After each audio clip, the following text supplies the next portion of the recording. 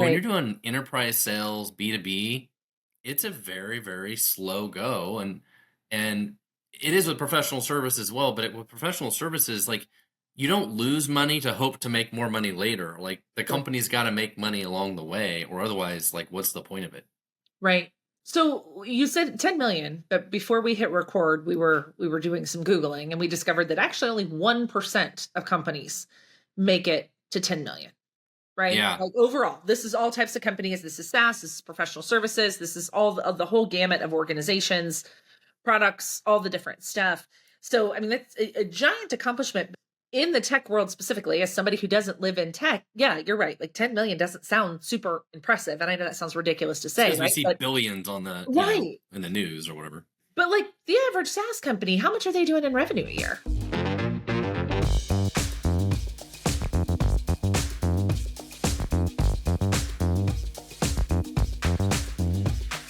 And we're back for another episode of the Startup Hustle. This is your host, Matt Watson. Excited to be joined today by Ryan Dowdy. Ryan, I don't even know how to introduce you, but you're gonna have to introduce yourself. You're an international woman of mystery today. We're gonna be talking about business growth, professional service companies, SaaS companies, kind of the difference, a little bit of my story, how I got into both of them, I guess. Ryan, what am I even talking about? I really like the title International Woman of Mystery, and I think that I plan to keep it. But You're welcome. You're welcome. social media sites everywhere. From now on, I am an international woman of mystery as it relates to business.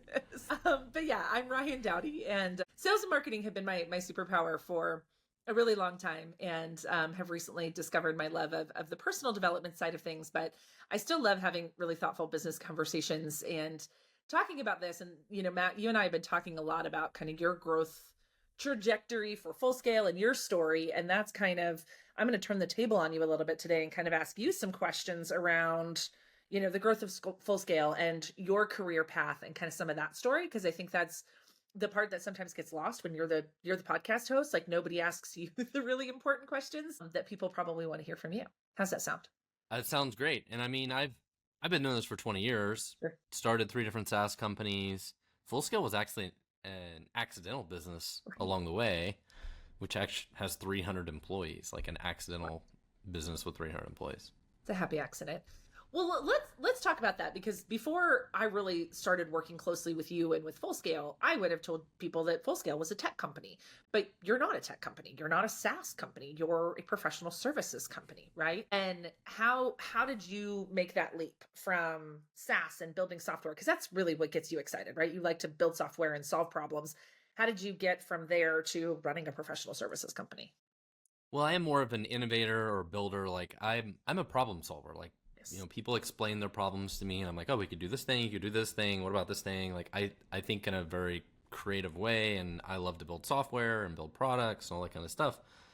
So yeah, professional services business is totally different. It's Right. not building software. We are a software development company. We help other people, but it's totally different. Like I'm not writing the code. I don't do any of the work. So thank you to our 308 employees who do all the work. They're the ones who do all the work. I don't do any of the work. Yeah. I'm not building software, right? We have clients that come to us that are looking to get access to amazing talent, and we help them go find amazing talent, Hmm. right? And not different than a lot of other kinds of professional services companies that exist, be it somebody that came and cleaned my house today to Sure. my pool guy that's outside. Like there's all sorts of like service businesses. There's lots of service businesses, and they're totally different than a SaaS company. Hmm. And what would you tell somebody? Because it's typically SaaS founders that you talk to and work with, right? Like that's the primary, as of right now, it's a large share of Full Scale's audience. But when they're in that space of like building products and in the SaaS space, like what do you think the biggest differences are in those two types of businesses?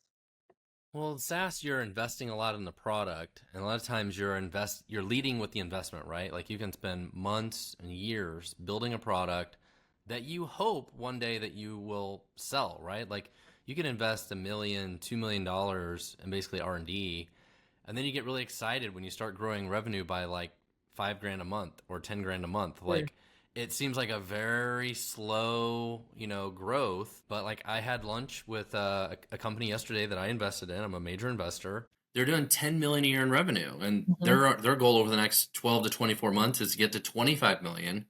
They think that they could sell it for $1 billion one day. They think in another 5 to 10 years, this thing could continue to grow. But it took part of the point is it took that long to build the product, get the product to market. They're the number two player in the market. The number one player has 30 times more customers than they do. And so how long does it take to very slowly grow? Like Right. in a lot of businesses, right? It's the growth is slow. Like it is not like overnight success, especially in software. I mean, maybe if it's social media, like a whole bunch of people go sign up for it. But when you're Right. doing enterprise sales, B2B, it's a very, very slow go. And it is with professional service as well, but with professional services, like you don't lose money to hope to make more money later. Like the Sure. company's got to make money along the way, or otherwise, like what's the point of it? Right. So you said 10 million, but before we hit record, we were doing some googling and we discovered that actually only 1% of companies make it to 10 million, right? Yeah. Like overall, this is all types of companies. This is SaaS, this is professional services, this is all of the whole gamut of organizations, products, all the different stuff. So, I mean, that's a giant accomplishment in the tech world specifically. As somebody who doesn't live in tech, yeah, you're right. Like 10 million doesn't sound super impressive. And I know that sounds ridiculous to It's say, because we right? see But billions on the, right. in the news or whatever. But like the average SaaS company, how much are they doing in revenue a year? I would say the vast majority of them are like 1 to 5 million. Like Yeah. that's probably like 80% of them are 1 to 5 Right. million. They're smaller businesses. They're great companies. They're great Mhm. companies, but they're not going to be like billion-dollar unicorns. And Sure. you never hear about them. You Right. never hear about them. You don't know they exist. And in your opinion, based on just all the businesses you've seen the inside of, do you think that it makes more sense as a founder to run a highly profitable $1 to $5 million company that is profitable, that, does all the things, or to continue to reinvest all of the profit back into the company to try to hit 10 million, 25 million, 100 million? Like, how does somebody decide between those two things as a founder? Well, it's sort of a weird game you play on the SaaS side because the valuations tend to be tied to top line revenue. Even Sure. on the lower side, it's 3 to 4 times multiple of revenue, even for not a company that's a very high performer. And if it's a real high performer, right, it could be 10 or 20 Sure. times or some crazy number of top line revenue. And so it's a different game versus a company like Full Scale. It's going to be a multiples of EBITDA. So it's a multiples of profit of like Right. 4 to 8 times EBITDA or something. So unless you're showing profit, it's like, what is the point of the company if it's a service company? Like you should be making money. That doesn't mean service companies don't invest in growth. Like, oh, I hired a bunch of salespeople, I hired a bunch of marketing people. Next year, or 2 years, we're trying to grow, we're investing in growth, but they're not valued based off of top line. And so SaaS companies kind of play this weird game where it's all about top line, like top line, top line, top line is the game. And if you know how to build the companies, I guess you can play the game and you can make a lot of money. You get to 5 million, you sell the company for 20, 30, 40 million, start over again, do it again. What is it about SaaS? Because I feel like most SaaS founders are multiple times, right? Like you're not unique in that way that you've started multiple different companies. Is that just curiosity? Is that the way you're driven? Is it business problems? Like why? What's the point of one exit to roll that exit into the next? Like where's the thought process behind that? Just need something to do. Yeah. What else am I going to do? Need something to do. I asked somebody, I asked a venture capital guy one day, I'm like, so after you sell a company for like $1 billion, why do you start another company and you sell it for $1 billion? Like, what do you do with the money? Yeah. And his answer was, can always buy a bigger jet. Oh That boy. was his answer. I was like, I oh my love it. god, a bigger jet, a bigger yacht. Like I don't understand. I can't relate. Sure. But you are somebody who, while you love to solve problems and you're motivated by growth and all that, you're also very motivated by service and doing good work and relationships in that way. And that's very much what Full Scale is, right? It's a relationship business. You're helping people find the talent that's going to actually grow their company, right? If they get the opportunity to exit their company for $20 million, it could very well be a member of your team, an employee of Full Scale who helps them do that. Yeah. So I feel like you're wired in a little bit different way than it's not always how can we drive revenue to like make $1 billion exit. You're very focused on how do we build really strong relationships? How do we offer really great service? How do we serve more people?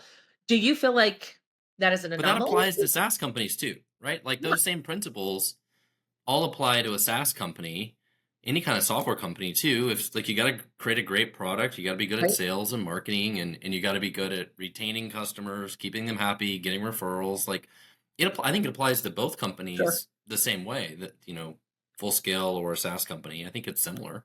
Yeah.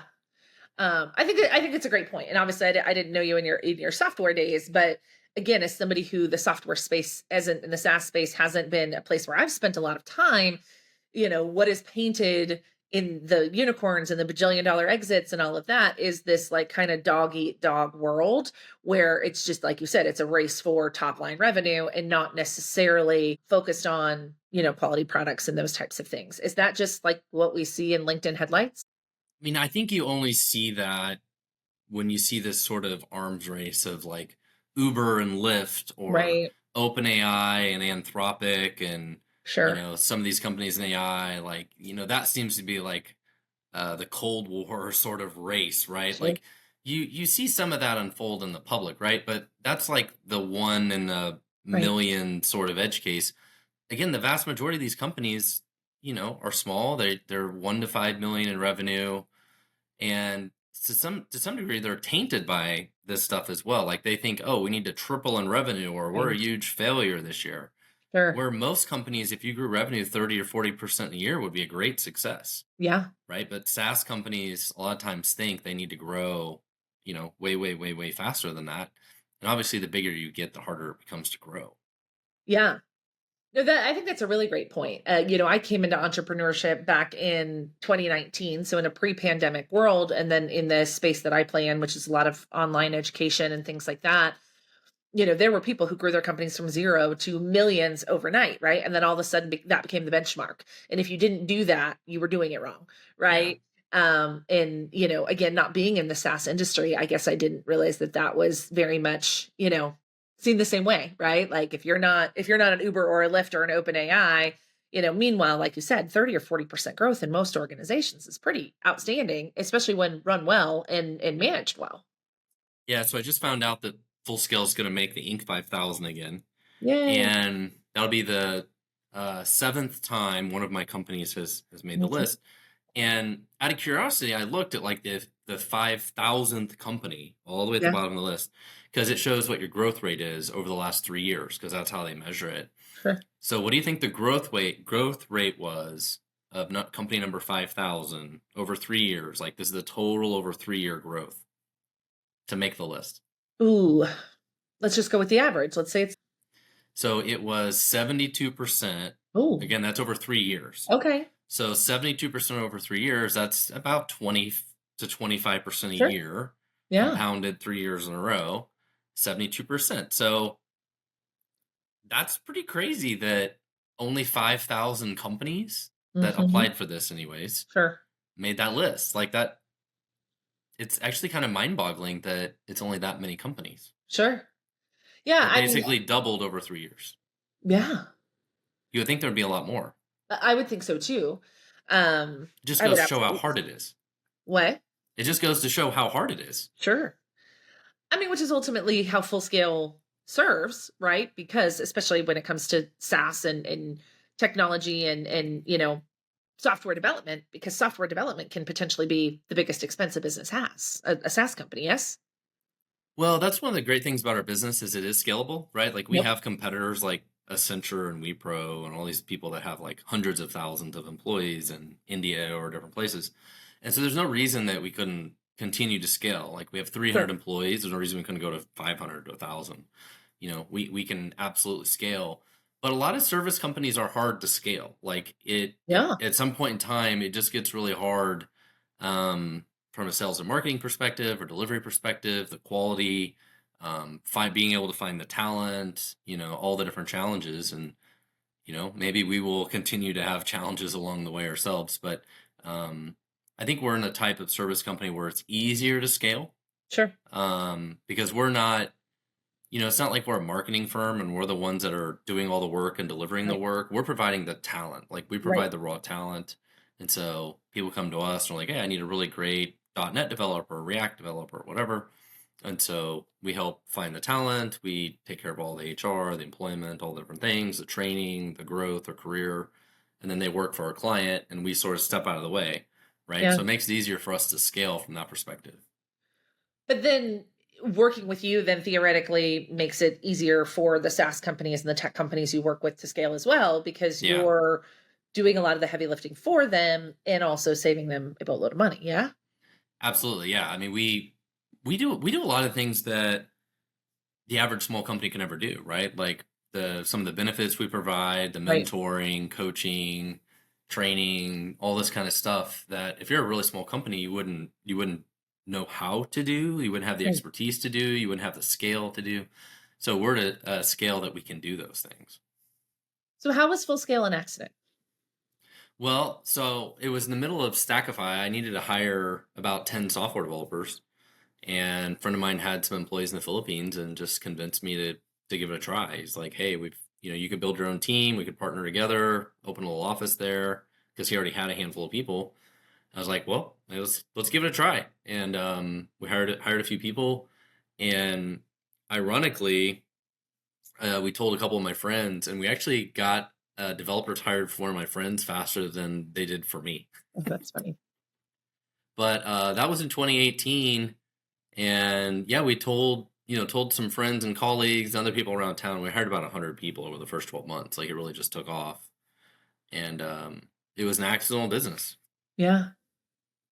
And then what made you decide to really shift your focus to full scale? Because you very easily, I mean, you're invested in several companies, you're still actively, a part of teams of companies that you have ownership in. Like, why is full scale your primary focus right now? I just always, and I love talking to other entrepreneurs and other Mhm. founders. I love the technology part of it. I love talking to people about, building teams and their software and the product and what they're trying to build. Like it is kind of all in my DNA. I just kind of Yeah. enjoy all the different aspects of it. I tend to be more of a problem solver and innovator. And so it is a little different than that I don't get to do that as much. Right. Um, and it is a little more people and process driven, which is a little more brain damage to me, not my personality, Sure. right? I'm the like, let's go, let's go, let's go, let's go guy. And they're like, hang on a second. We got to train 300 people on whatever your crazy idea is. Wait a second. Right. Uh, you know, in my old age now, I've struck in a little more of a balance of that and understand I got to slow down and do Sure. that. But it's fun. I enjoy what we do, the problems we solve. It's a natural fit for me. And then do you ever offer any advisement or anything like that to the founders you work with? Or do you just kind of stay in your own lane, find the people, let them figure it out? Or do you get the opportunity to get in there and get dirty and ask questions and share advice and share your ideas? They sometimes they come to me and ask questions, advice, and I will talk to them. But for the most part, I don't usually get too involved, Yeah. which is both good and bad. Like Yeah. I actually enjoy those conversations, Right. but I wouldn't have time to do that every day for all Sure. 65 of our clients or whatever either. Right. I think we just added a consulting offer onto full scale. It would be a lot of work. It would, and it would be your work, your time and energy, which is that's a balance too, right? Like, in this particular business, like you said, you're not the one doing the day in and day out work, right? Like No, I you're don't do the the work. right. And most founders that you work with, like, are they in the weeds doing the work, whether it's building product or leading team? Like, where do you find most founders spending their time? And is that where you advise they spend their time? Well, most founders and CEOs should be involved in sales in Right. some fashion or another, Right. right? And then spend a lot of time talking to CTOs or founders that are a little more technical and they're more involved in the product and development side. But yeah, it's like every founder has to be involved in sales almost. Like that's just almost naturally part of the job. Like they have to be. Do you think that's a common misconception? Do you think that people think because I'm super tech savvy and I can build the product that I don't have to be involved in sales? Well, I'm going to write a blog post about that this week for my newsletter. If you don't subscribe, startuphustlenews.com. About, people always talk about is it the idea or the execution? What's more important? And I'm actually going to write it about it's neither. It's distribution. Yeah. It's like, do you know how to sell this thing? It doesn't Yep. matter what the idea is. It doesn't matter if you can bring the idea to market. You can build the thing. That's great. But if you don't know how to sell it, Yeah. None of the rest of it matters. That's so true. I mean, and obviously with sales kind of being my wheelhouse for many years is, yeah, people would come to me all the time, right? Like, I have this amazing idea and I'm like, cool, do people want it? I mean, I think so. I'm like, have you sold it? Do you Like, know how to you sell know, it? do you know how to sell it? Do you know who you would sell it to? Or because and you know, people, they look left and they look right. They're like, oh, people make money doing that. So I'm going to do that too, without even really giving it a lot of thought of what would my role be in the organization. I find that so often in entrepreneurship where people are like, yeah, I have good ideas, or I'm a great visionary, or I'm a creator, or, you know, whatever it is, a problem solver. But like, job number one is salesperson. Well, and that's part of the reason Full Scale was very successful in the early days, right? Like people knew who I was. Right. I had some form of credibility and, you know, thought leadership, influence in Mhm. the market. People like, well, if he's doing this and it works for him, then, you know, I want to talk to him Right. and blah, blah, blah. So that's why you talk about like distribution, that it was sort of like, I don't want to call it accidental distribution, but it was Right. sort of accidental distribution. It's like Mhm. that led to a lot of sales because people just knew who we were and, you know, Yeah. it worked out very good for us. But I think that's the key that a lot of entrepreneurs don't think about is distribution. Right. And you and I spent a lot of time talking about that, right? Like the continued expansion of your personal brand and your thought leadership, and all of those things. Do you feel like most founders are prepared, equipped to actually do the work that's required to build the kind of brand that you've built over the years? I mean, what percentage of founders do you think want to have a personal brand or actually do that work? I mean, to It's me, it probably feels pretty like small. it's less than 50%. Right. Yeah. I don't think most of them want to do it. Do you think businesses will survive without a personal brand long term? I think they will. I Okay. mean, a lot of businesses out there hire salespeople and the salespeople go do their job and whatever. But I think for sure we're seeing brands sort of become like nobody cares about brands. Like nobody follows a brand online. Like they'd rather Right. follow the executives of that brand or Hmm. whatever. And because they're it gives you opportunity to be a thought leader in the space, right? You're Sure. like, well, I follow Ryan because she does this thing and she's an expert at this thing, and or I like how she curates news in this industry, and I like following her because I like her perspective of whatever's going on in the industry. I like her take, right? Like it's however you do that. Like people follow you because they just want to hear your take or your point of view of that little microcosm of the world. Right.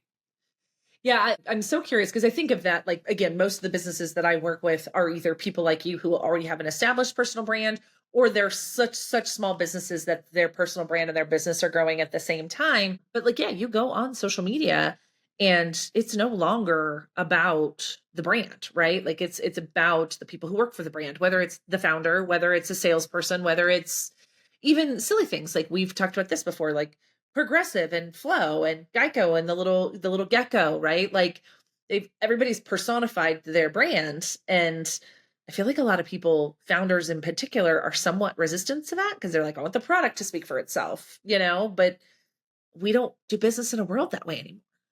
Because you do business with people, Yes. and we like following people that we respect, you know, Hmm. and admire their thought leadership, influence, success, whatever it is. And So the people values want to learn from them. Well, for me, it's primarily about values alignment, right? Like, do my because again, if I can get your product from 20 different people, I Right. want to do business with the person who's most value aligned with me. And sometimes that's as simple as, Somebody you you can know, trust. right. But sometimes it's as simple as like, okay, well, I'm a mom of littles. So I'm naturally drawn to parents who are business owners, right? Who are juggling all the things, who get it. Like it's just a shared kind of we're in it together vibe. And again, that's not the sole reason, but if I have choices, I'm going to choose to do business with somebody who I feel is values aligned with me in some way. Just because if I'm going to spend the money anyway, if I'm making the purchase decision anyway, I would prefer to, kind of the whole concept of vote with your dollars, right? I prefer to give my dollars to somebody who I feel like my values align. And like I said, I think that's why your personal brand has been so powerful in building Full Scale because people know your values. They've been very public for a long time and they're like, cool. Again, if Matt has done this for himself and it has worked for him in his work, then it will work for me in mine, right? Like your success kind of speaks for itself. Well, I think related to this is the number one driver of sales for most companies is referrals. Yeah, It's always referrals, almost always. In every kind of business there is, it's referrals. sure. And if people won't give you a referral, I mean, that's the huge red flag of Right. everything, right? Like if they won't give you referrals. Sure. So, it comes back to trust, doing a job, providing good service, taking care of your customers, taking care of your employees, all this kind of stuff are important to drive referrals. And no matter what your business is, that's a critical part of it. And at full scale, it's probably a third to half of our new clients come from referrals. Like it's a huge chunk of our growth that Sure. if you don't do a good job, you're not going to get those referrals. And if you don't have a personal brand, it's because again, you can go the route of I was chatting with somebody the other day and they mentioned Full Scale, and then I go look up Full Scale, and then I can peruse Full Scale's website, but then I can also go to LinkedIn and look at the founder and the people who work there, and I can decide, do I like those people? Are we values aligned? Is the content that they're sharing, align with the type of business that I want to do business with, and things of that nature? And I think some people miss that. They're like, well, they'll just go to our website. I'm like, yeah, and they're going to Google you and they're going to look at your reviews, and they're going to, all those different ways that we make decisions, even when they come from referrals. Well, and you never know who somebody else is going to run into that will give you those referrals, right? Right. And so you use TikTok, right? Yes, I'm a big fan. And so, we all follow some weird random people on TikTok that you're Sure. like, I wouldn't be their customer. I'm not necessarily into their thing, but I find it super interesting. I find it entertaining. But you know what? I might talk to some family member this week. They're like, hey, you need to go talk to this person on TikTok because you have this crazy damn problem and they can help you. You'll learn from their stuff, Yep. right? Like those are the sort of referrals that you can't control Right. either. And just by being a thought leader, being an influencer, putting yourself out there, somehow or another, those things happen. You don't They do. control them, but they just happen.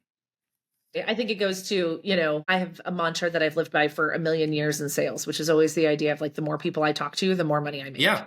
And it's not always the people that I am directly talking to where the money comes from, right? Yeah. Like it may come from, like you said, a weird random referral. It may come from somebody else, but it's just like the momentum of showing up and talking to people and sharing what you do, Yeah. and like getting out there and doing that. And I think so many people are so busy trying to build a rock star product and all of that they forget that part of the business. They There's gotta promote it. what was that? They got to promote it, and Yeah. and they're also scared about doing it the right way. But I always sort of joke that the beginning of it is just like at the end of the day, you got to just make noise, Yes. even if it's not super great. Like your job is just to make noise, and you Mhm. can get better at the noise that you make and being more purposeful with it. But at minimum, you just need to make noise. Yeah. Somebody will hear you. Absolutely. And I mean, I think that that's a really great point, because there's so many people that are like, it has to be perfect and it has to look a certain way. And I can only imagine the pressure that tech founders feel like they're under these days when you are, you look out into the world and you see the big names, and they're like, look how they came to market and look how they did this and they did that. So there's probably a lot of pressure to look the part instead of just having a damn good product, talking to people about it and making noise. Because that's Well, what I you did. always and in one of my newsletters, I wrote about a lot of tech founders are very techy, they're more introverted, and they don't want to do this stuff. But I told them it's like when you go to somebody else and brag about this cool thing that you built. Yeah. I mean, ultimately, that's all you need to do. Go on Yes. LinkedIn or TikTok, or whatever. Just brag about the cool thing that you built. Like, just start there, Yes. right? Aren't you willing to brag about this thing? Yeah. It's so funny though how people, yeah, across the board, I see it in all different industries where it's like, yeah, but I don't want to brag. I don't want to be salesy. I don't want to be, there's a whole lot of drama behind what will people think of me if I just stand up here and start talking about myself.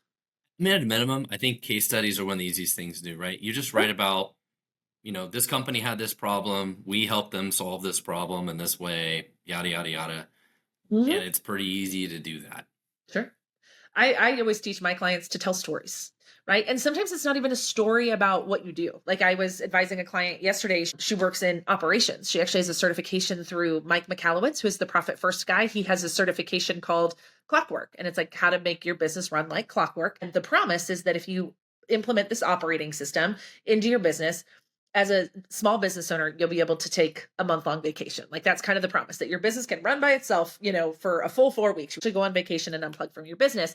And she was struggling to come up with these stories. And I was like, don't even tell business stories, just tell stories, right? Because she was talking about how some business owners are control freaks. And I was like, she's a mom of little kids and all the things. And I was like, can you tell a story about being a control freak with what your kids and where they were to school or what they eat for lunch? Like, just find a way to tell a story that people relate to.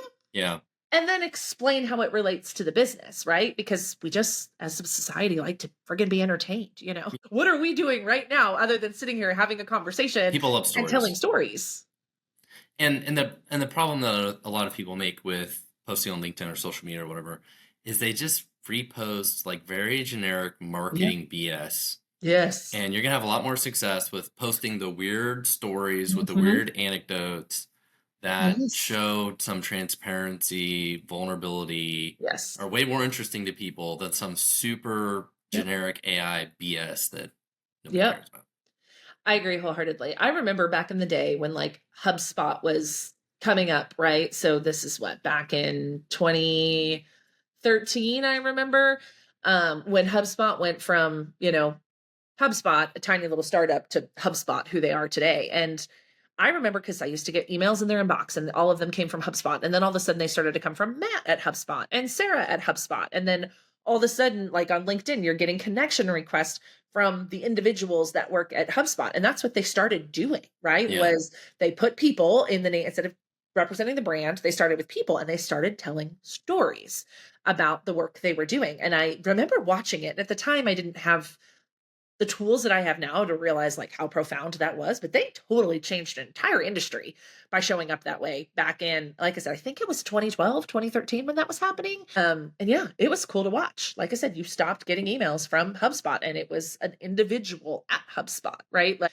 and the same thing with the way their blogs started. It used to just be these really generic blogs, but then they started including who was writing the blog and the background of the person writing that blog, right? Like they started personalizing what they were sharing. Yeah, I noticed that with Calendly. I think I get these product updates from them almost once a month. I want to say the guy's name is Jeff Wonderly or something.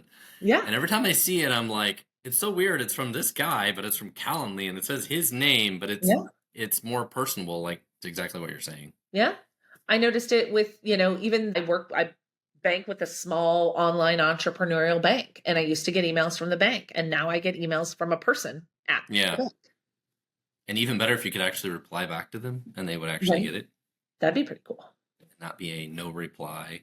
Right. Not be a no reply email. I'm assuming I get sometimes with banking, it has to be, but in some industries that would be pretty cool. Yeah.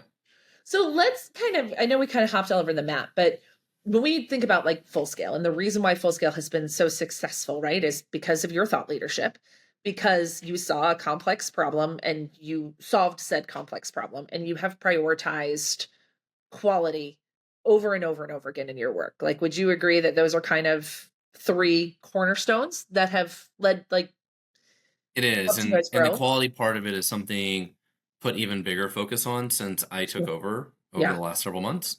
I think there was a little hesitance in the past to fire people or terminate people, and now we've got to have a better focus on quality, because ultimately, if I put a resource that is like just okay and put them at a client, and that client has not the best experience, maybe they pay, maybe they stay as a client, but maybe they're just okay. Right. They're more likely to churn. They're more likely to not give a referral, not have a great experience. Maybe they have an okay experience, but they don't have a great experience, right? So, quality is always important. You can't just like do the minimum to try and make it work, especially if we want to grow. Like we're aiming for referrals here, right? Like if our clients aren't going to give us referrals, sure, and they're more likely to cancel and churn, like it's not good for us either. So, quality is really important, and we really have to stay focused on that. And I think we had this conversation earlier this week. I think that's part of the key to scale in a service company. Maybe we need to hire a little slower, but we're always hiring the best of the best quality, because we know we will have less churn and we will get more referrals, instead of taking a little lower quality, but we have more churn and less referrals. Right? Like, quality is important, even though we may grow a little slower. And it's true. It's easier to I don't know the stats off the top of my head, right? But like it's easier to keep a customer than to get a new one, right? They talk about acquisition cost, right? To keep a customer, for 3 to 5 years instead of them just staying for 1 year. It was an okay experience, right? It's way more cost efficient to keep that person on for as long as possible. And I think that sometimes gets overlooked in the sales and marketing world that we live in when social media and everything is about, sell more stuff. And yeah, I mean, of course, let's sell That more could be a whole stuff. nother podcast episode because, Yeah, most SaaS companies are so hell bent on growth, right? It's like grow, right. grow, grow, grow, grow. A lot of times they overlook that. They Yeah, overlook churn and upselling existing accounts, growing existing accounts. Where in a service company, it's kind of the other way. Like we want to grow, and that's important, but reducing churn and keeping our existing customers happy is almost more important. sure. And profitability, right? Because you have a living, breathing product, right? Your Yeah, product eats, right? we have Which is 308 families to feed. right.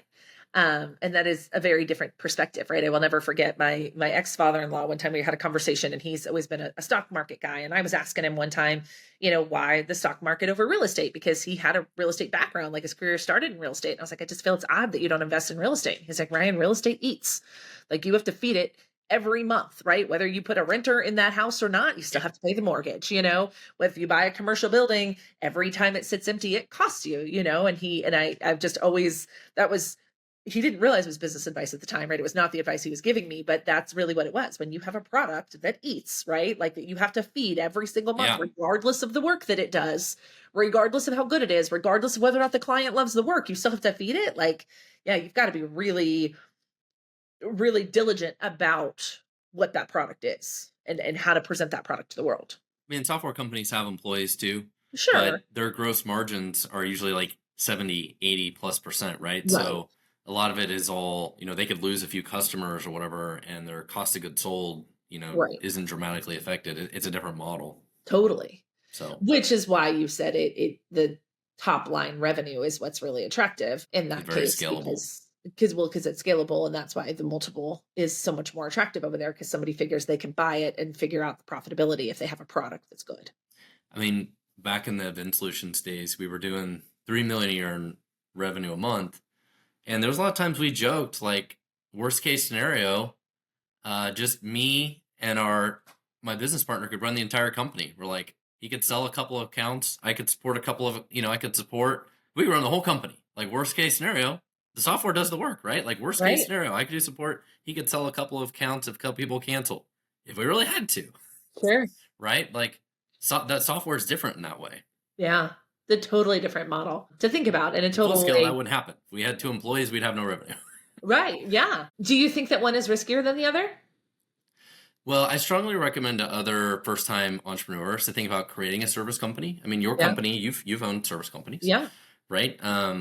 They're a lot easier to get off the ground if Yep. especially if you have expertise in something. You can Sure. sell that expertise to other people, Yep. eventually hire a couple people to help you and kind of slowly grow it.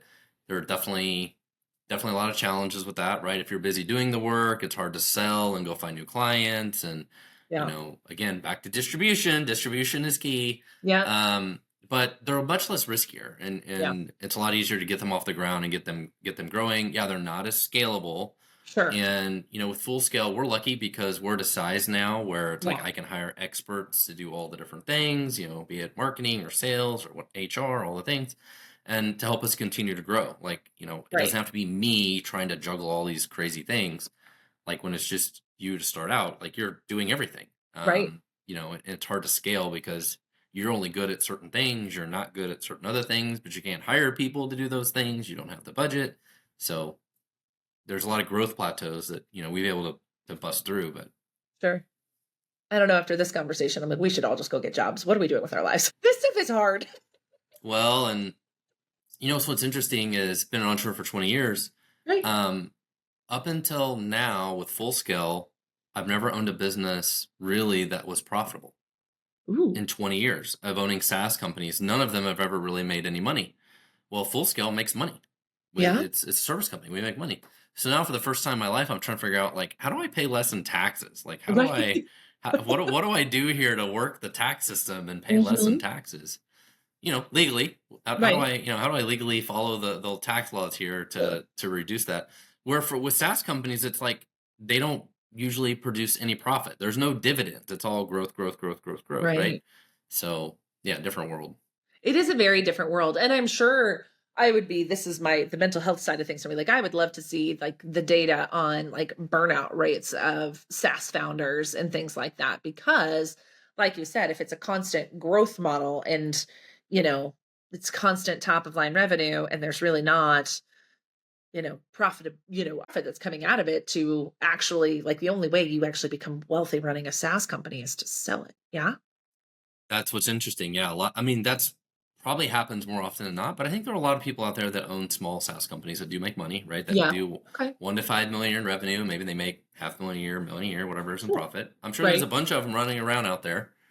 They're not all hell bent on growth, Yeah. but a lot of them are struggling. Like even if you make a couple $1 million a year, you can only afford to have what, 5, 10, 15 employees. Sure. You're still struggling because you don't have the expertise you need. You don't have the budget for this thing. You don't have the budget for Right. that thing. Like you're always kind of struggling, probably Mhm. around the break even mark for a lot of Right. them, Right. right? Which is probably pretty common. Yeah, we should all go get a job. I know, right? I'm like, what are we doing? We just let somebody else pay our salaries so that um Imagine going home at 5 o'clock every day. That would be weird. I know, right? It would be interesting. I actually am pretty good at time management. I did the burnout thing very early on in my entrepreneurial career and made the decision early on because my kids were so little, Matt, when I started that I was like, no, I have to be done. It doesn't mean that I didn't work on Saturday mornings and it doesn't mean that I wasn't down in my office at 5 a.m. It doesn't mean that, but I was like, I'm pretty good at, like, when I'm done, I'm done. I'm also not super sharp in the afternoon. So that's part of my excuse. But yeah, it's been an ongoing, yeah, different mm, balance and shutting it off. But I also grew up in sales where you never really turn it off either, right? Like if a client wants to have a sales conversation on Saturday morning and we're talking about a $250,000 deal, you take the call on Saturday morning, Yeah. right? Like that's just how I grew up. So I think that's just kind of ingrained in my culture. So I'm like, yeah, if I'm done at 4, that's cool, but I will answer your email on Saturday and I was sending you emails at 6 o'clock this morning. Yeah. Well, I appreciate all your help. Of And course. well, thank you so much for doing the podcast with me today. Again, this was Ryan Dowdy, International Woman of Business, or Mystery and Business. Yes. We were talking about Full Scale today. We talked about service companies, SaaS companies, business growth, talked about a lot of different things. Check out Full Scale at fullscale.io. If you're not familiar with us, we do software development, provide excellent top talent from the Philippines. We have 300 employees.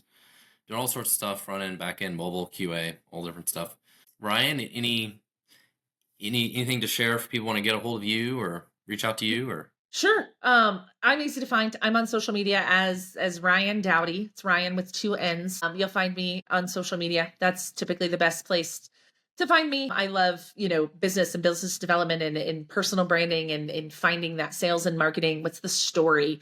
Is helping people pull out those stories. That's kind of my superpower, and the work that I'm doing with Full Scale is, how do we figure out what part of our marketing efforts are actually moving the needle for us? So that's been a really cool, fun project, and I've enjoyed being part of the team. And it was kind of me who I was like, Matt, there's people want to hear from you. Like I actually was teasing, I was like, you should just do solo episodes. And he's like, I don't know what I would say. And I was like, well, then let me interview you because I think people want to hear your perspective. So thank you for letting me kind of drive the conversation today. Because I think, I've learned a lot just from listening to you talk about the work you do. And I think the most important thing that I've learned about Matt and from Matt is just the amount of time, effort, and energy he puts into, creating a really good product, and his product being humans, for the world. Yeah. So it's been cool.